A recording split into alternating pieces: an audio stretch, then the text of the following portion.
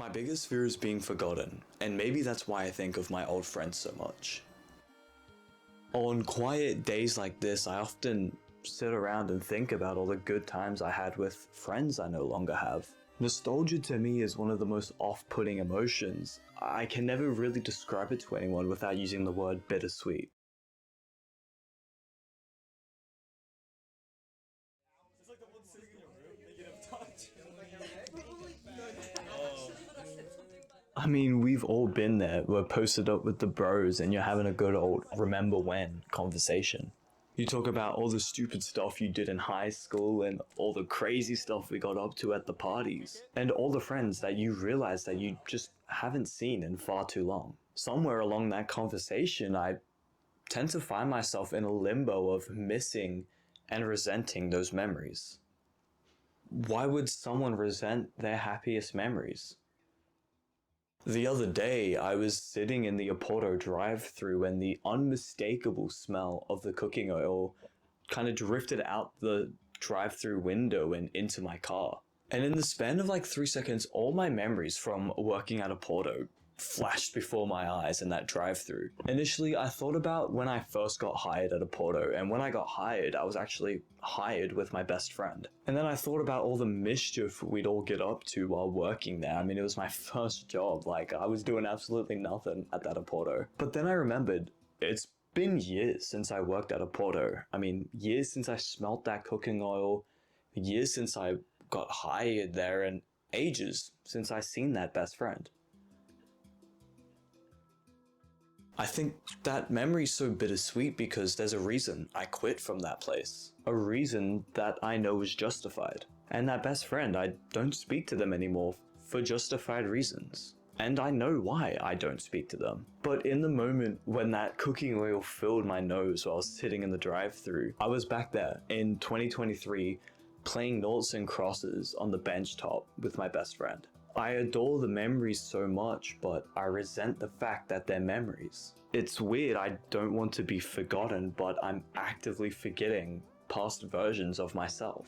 I think ultimately nostalgia is a reminder of that idea. There are so many memories I have, but most of them stay buried until something pulls them back up out of my subconscious. A smell, a song, an old photo even. And for a brief moment there, I'm not remembering the past, I'm inhabiting it.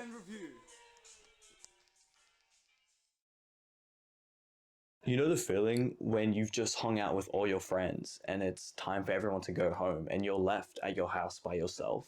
To me, that's the best way I can explain nostalgia with something tangible. It feels like everyone was just here laughing, eating, drinking, having a good old time. But now they're not. And all that's left is the evidence that they were.